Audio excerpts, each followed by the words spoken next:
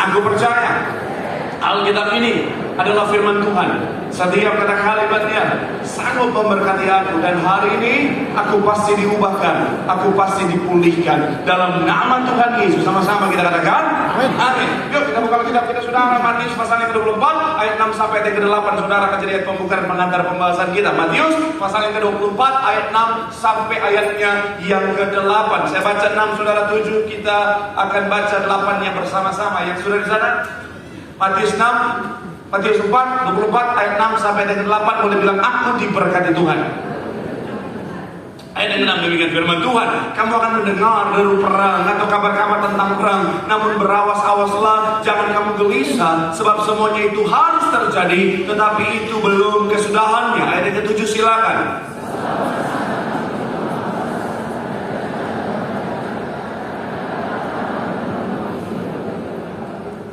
Ayat yang ke-8 sama-sama, 3, ya.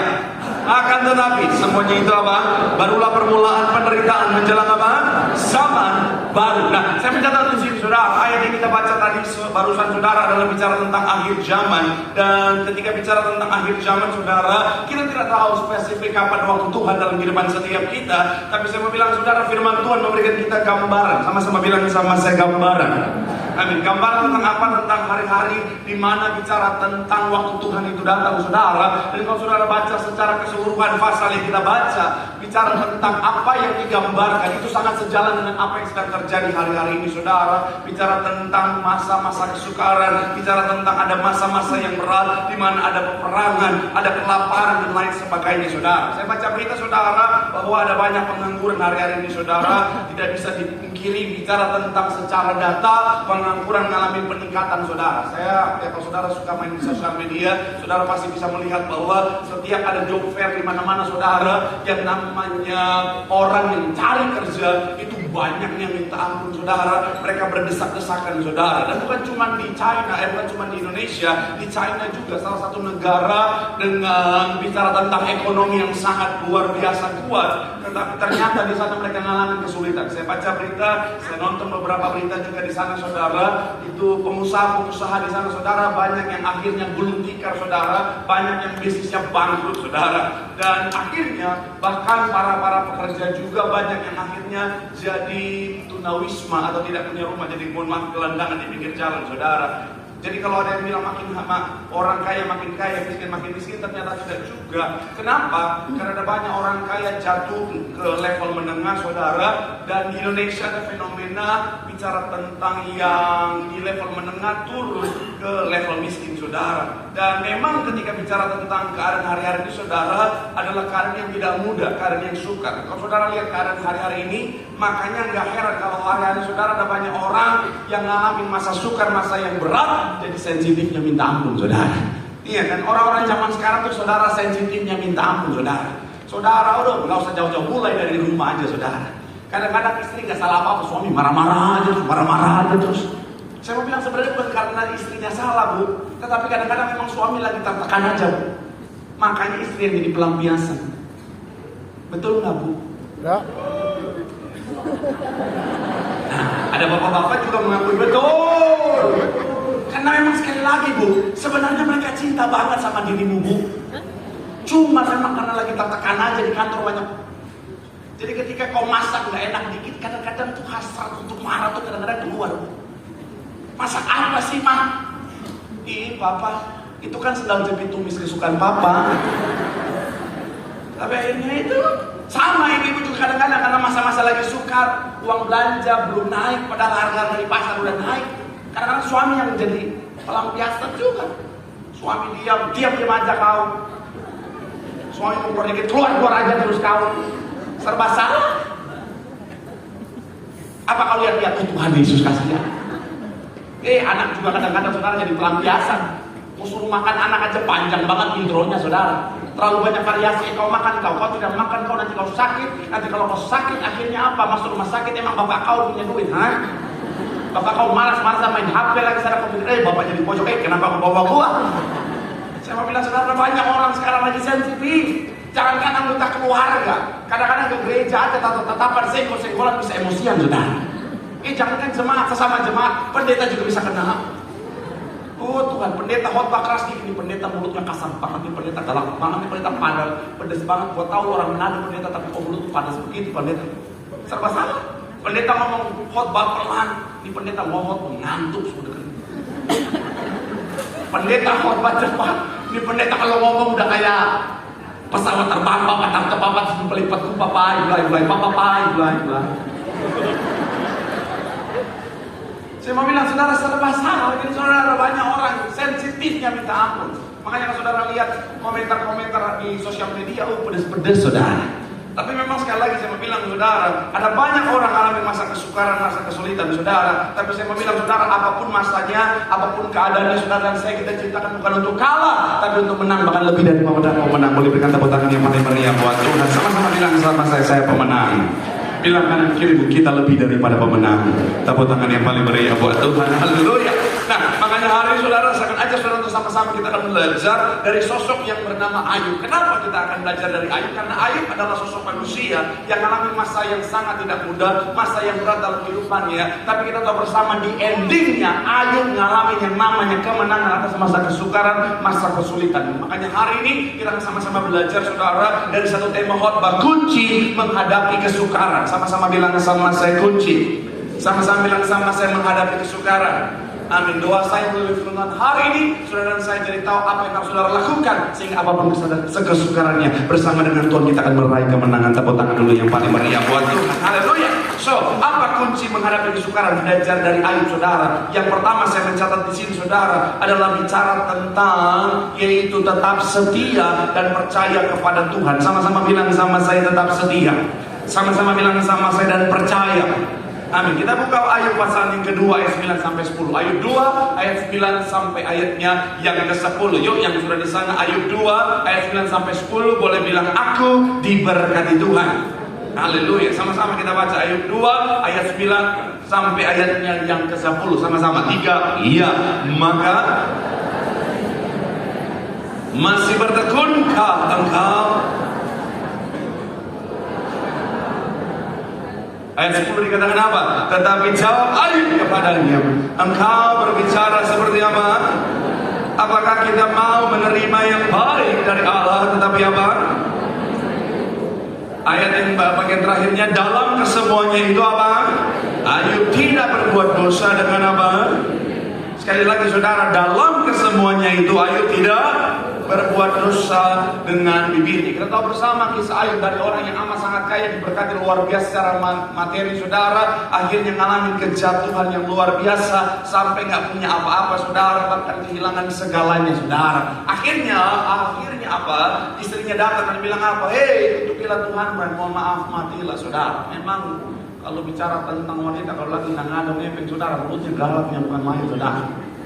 Iya, memang kadang-kadang wanita kalau suaminya lagi ngadong ngepeng saudara, mohon maaf yang kadang-kadang saudara, Tuhan mulutnya bukan yang di sini, yang di Betos nanti malam.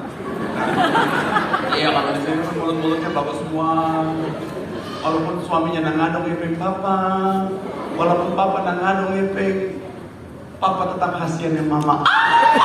Haleluya. Cuma di gereja begitu, di rumah masih disikat juga. Haleluya.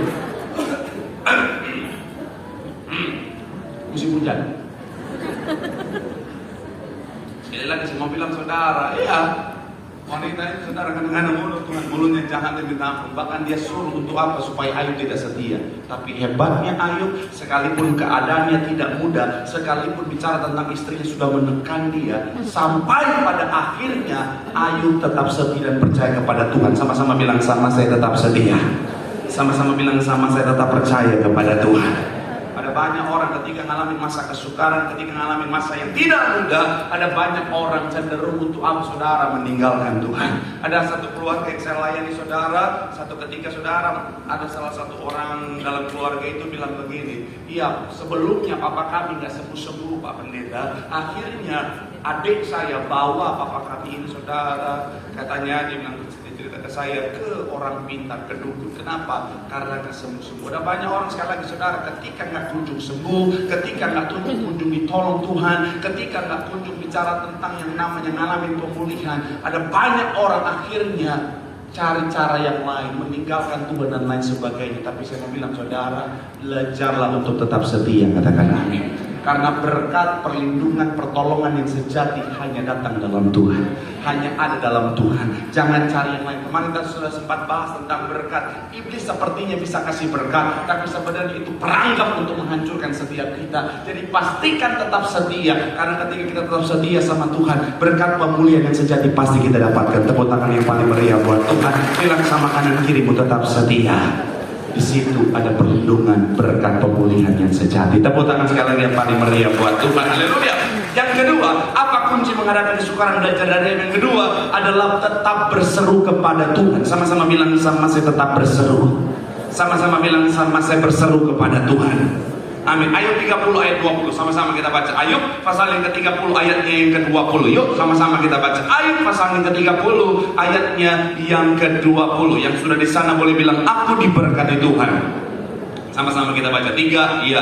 Aku berseru minta tolong kepadamu. Aku berdiri menanti, tetapi apa? Sekali lagi 3, ya, aku berseru minta tolong kepadamu, tetapi engkau tidak menjawab. Aku berdiri menanti, tetapi apa? Engkau tidak menghiraukan aku. Oh, saudara perhatikan, ini di pasal 30, saudara. Jadi dari pasal yang kedua tadi, saudara, kita bisa melihat bahwa Ayub setia kepada Tuhan. Tetapi begini, saudara, dalam prosesnya, saudara, dia belum melihat yang namanya pertolongan Tuhan. Dalam prosesnya, saudara, dari pasal 2 sampai pasal yang ke-30, dia belum lihat Tuhan menolong dia, malah keadaannya makin buruk, malah keadaannya makin sulit. Dan akhirnya apa, saudara? Seorang Ayub dengan kemanusiaannya, saudara, dia merasa bahwa Tuhan diam. Bahkan dia merasa sepertinya Tuhan tidak mendengar seruannya. Tapi hebatnya saya mencatat di sini, saudara, sekalipun keadaannya seperti itu, sekalipun Ayub tidak melihat jawaban doa, Ayub tetap berseru kepada Tuhan. Sama-sama bilang sama saya, Ayub tetap berseru. Sama-sama bilang sama saya, Ayub tetap berseru. Amin. Dan saya mau bilang, saudara, itulah yang harus kita lakukan dalam kehidupan setiap kita. Kadang-kadang ketika saudara berdoa, kadang-kadang Tuhan sepertinya diam. Kadang-kadang saudara udah berdoa, udah berseru, udah tangis sama Tuhan, tapi kok saudara nggak lihat jawaban doa. Saya mau bilang, saudara, sekalipun kau nggak lihat, tetap berseru kepada Tuhan. Saya khotbah ini, saudara, kemarin saya udah hari Sabtu, saudara, Sabtu siang saya udah masuk ke ruang kerja saya mulai belajar, udah mulai cicil-cicil, saudara. Tapi karena di rumah lagi nggak ada mbak, jadi memang cuma tinggal bertiga kita, saudara. Akhirnya ya kita gantian jaga anak, saudara. Misalnya saya gantian jaga anak, saudara. Kemarin saya udah masuk ruangan siang-siang, saudara, supaya saya mau nyicil-nyicil untuk nulis khotbah ini, saudara. Istri saya mungkin lagi kelabakan, tiba-tiba anak saya udah di depan ruangan kerja saya, dia ketok pintunya, saudara. Karena saya papa yang baik, saya pura-pura diem, saudara. Soalnya nanti digangguin, saudara. Kalau dia masuk itu, Tuhan Yesus semua di dalam itu dia pegang. Apa ini papi? Apa ini papi? Belum lagi dia masuk, dia minta putar lagu lagi, ke Pomelon lagi, saudara. Beli button, anak ayam pipi. Mana ada khotbah yang bisa jadi kalau dengerin lagu-lagu seperti itu, saudara. Jadi sengaja saya udah diam di dalam, saya nggak mau bukain, saudara. Kenapa? Karena saya tahu kalau dia masuk pasti gerecokin, saudara. Akhirnya apa? Dia di depan, dia ketok lagi, papi, tok tok. Saya diem, papi, nanak nih, papi. Bayangin anak 2 tahun cerewetnya mendangkul, saudara. Papi, nanak nih, tok tok. Nana mau sama papi, tok tok. Saya udah diem lama banget di depan. Papi, tok tok. Akhirnya apa, saudara? Memang harus kerja, harus belajar, harus bikin khotbah. Tapi karena anak saya manggil terus, sekalipun awalnya saya nggak mau bukain, namanya ayah hati dulu juga, saudara. Iya kan? Dia udah papi, tok, papa normal mana yang nggak luluh hatinya, saudara. Akhirnya saya bukain, udah bermain sampai malam, saudara. Saya tidurin dia belum tidur, saya udah tidur dulu. Pas nulis khotbah ini, saudara, Tuhan ingetin saya. Lihat kan, hati sebagai seorang ayah, orang tua kayak gimana, saudara. Sekalipun awalnya saya nggak mau, tapi karena dia terus berseru sama saya, hati ini luluh juga, saudara. Kita sama Tuhan juga sama. Kalau kita berseru terus sama Tuhan, hati ayah mana yang gak tersentuh, saudara? Makanya sekali lagi saya mau bilang, saudara, saya gak tahu saudara mengalami kesukaran yang seperti apa, tapi pastikan sekalipun kau belum lihat jalan keluar, kau belum lihat pemulihan, senantiasa berseru sama Tuhan. Sampai kapan Pak Pendeta? Sampai kau melihat apa yang kau doakan ada di depan matamu. Tepuk tangan dulu ya Pak Pendeta. Bilang sama kanan kiri, tetap berseru sama Tuhan. Bilang sama yang ngomong, di situ akan ada jawaban. Tepuk tangan yang paling meriah buat Tuhan. Haleluya. Yang terakhir, yang ketiga, yang mesti boleh siap-siap, saudara. Apa kunci menghadapi kesukaran yang ketiga? Adalah tetap menjaga apa yang didengar. Sama-sama bilang sama saya, tetap menjaga. Sama-sama bilang sama saya, apa yang kita dengar. Amin. Ayub 4 ayat 7. Ayat 4 ayat yang ke-7 sama-sama kita baca. Ayub pasal yang ke-4 ayatnya yang ke-7 sama-sama kita baca. Ayub 4 ayat yang ke-7, baru nanti kita Ayub 8 ayat yang ke-4, saudara. Sama-sama kita baca. 3. Iya, camkanlah. Sekali lagi, camkanlah ini, siapa binasa dengan tidak bersalah, dan di manakah orang yang jujur di. Selanjutnya Ayub 8 ayat 4. Ayub 8 ayatnya yang ke-4. 3. Iya. Maka ia telah apa? Ayub 11 ayat 2 sampai 6. Ayub 11 ayat 2 sampai ayat yang ke-6. Ayub pasalnya yang ke-11 ayat 2 sampai ayat ke-6 sama-sama. 3. Iya.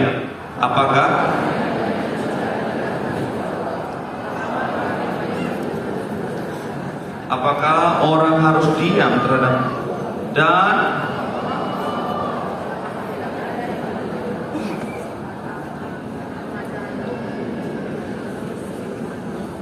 ayat yang ke-5, tetapi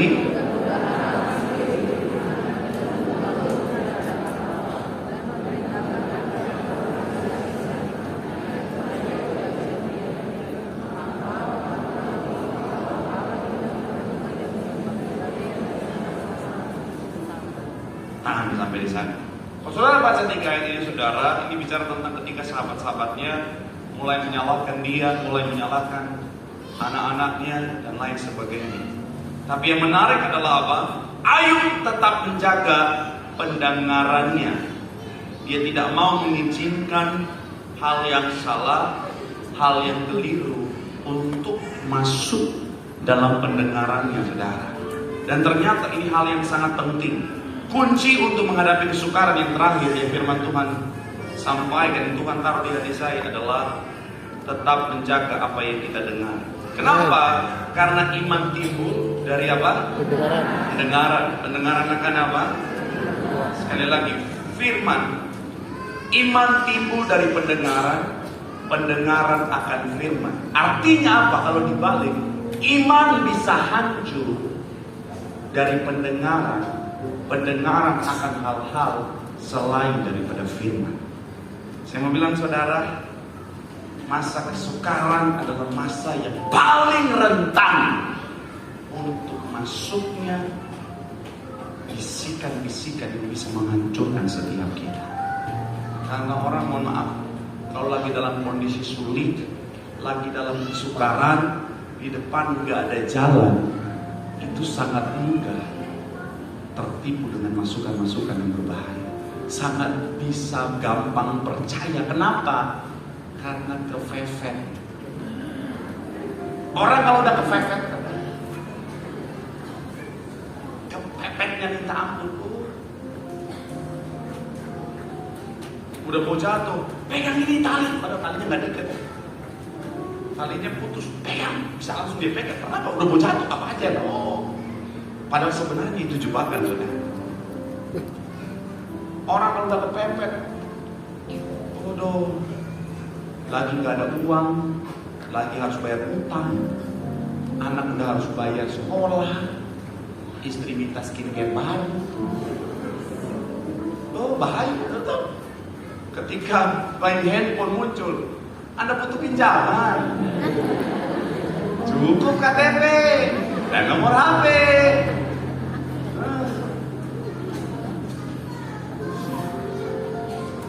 bilang saudara, bicara tentang apa yang kita dengar harus kita jaga dengan baik. Hati-hati dengan apa yang masuk dalam telingamu, saudara. Sekalipun tampaknya benar, kalau nggak sesuai firman, jangan. Karena firman adalah kebenaran yang mutlak, yang menjadi pelita bagi langkah setiap kita. Jadi pastikan apa sekali lagi, saudara, jaga pendengaran kita dengan baik. Yang kita dengar adalah firman. Orang mungkin akan ngomong gini, wah, masa udah sukar banget, udah berat banget, kamu nggak akan mungkin bisa melewati semuanya ini. Jangan dengerin, tutup. Kalau orang bilang, kamu mah hancur hidupmu, jangan dengerin. Bukan kita nggak hidup dalam realita. Ada banyak orang suka salah paham, sepertinya hidup ngawang-ngawang aja, bukan. Tapi begini, pandangan kita harus sesuai dengan pandangannya Tuhan. Katakan amin. Karena kita anak Tuhan. Saya akan pakai satu kisah singkat, saudara, dalam firman Tuhan. Ketika bangsa Israel mau masuk tanah Kanaan, 10 pengintai dan 2 pengintai yang lain jawabannya berbeda. 12 yang melihat hal yang sama, tapi yang 10 bilang begini, wah, kayaknya mustahil kita bisa dapat berkat itu. Soalnya bangsanya besar-besar, raksasa-raksasa, kita nggak akan bisa. Tapi yang 2, Yosua kali bilang begini, ya memang mereka raksasa-raksasa, tapi kalau Tuhan yang suruh, kita akan sanggup mendapatkannya. Lihat ya, yang dilihatnya sama, tapi masukannya berbeda. Dalam hidup kita juga sama. Kesukaran mungkin boleh ada di depan, tapi pilihlah masukan yang benar untuk masuk dalam pendengaran. Mohon maaf ya, kalau ada orang bilang begini, kamu gak mampu, kamu gak bisa, pesan saya, gak usah dengerin. Cari orang-orang yang sesuai firman. Kamu pasti bisa. Segala perkara kamu tanggung dalam Tuhan. Ada Tuhan di pihak kita. Jika Tuhan bersama kita, siapa lawan kita gitu. Jadi makanya hati-hati pilih teman. Hati-hati pilih tetangga. Saudara lagi sakit, kayak saya ini, tenggorokan gatel. Gara-gara udah lagi batuk, gorengan terus.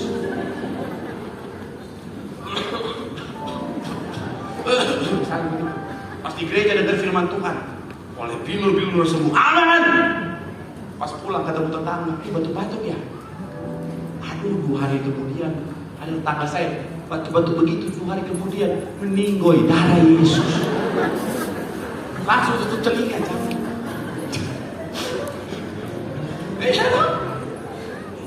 Iman timbul dari pendengaran akan firman. Kalau di luar firman, itu bisa membunuh iman. Makanya hati-hati. Pastikan apa yang kita dengarkan adalah firman Tuhan. Yang masuk dalam pendengar kita, apa yang baik adalah firman Tuhan. Supaya iman kita bertumbuh. Ketika iman kita bertumbuh, kita sanggup menghadapi setiap persoalan di depan setiap kita. Tepuk tangan yang paling meriah buat Tuhan. Bilang sama kanan kirimu, hati-hati dengan pendengaran. Dengarkan firman. Di situ ada kemenangan. Tepuk tangan yang paling meriah buat Tuhan. Yang diberkati bola banyak tangan. Sorak-sorak yang paling meriah buat Tuhan. Haleluya, haleluya. Terima kasih Tuhan.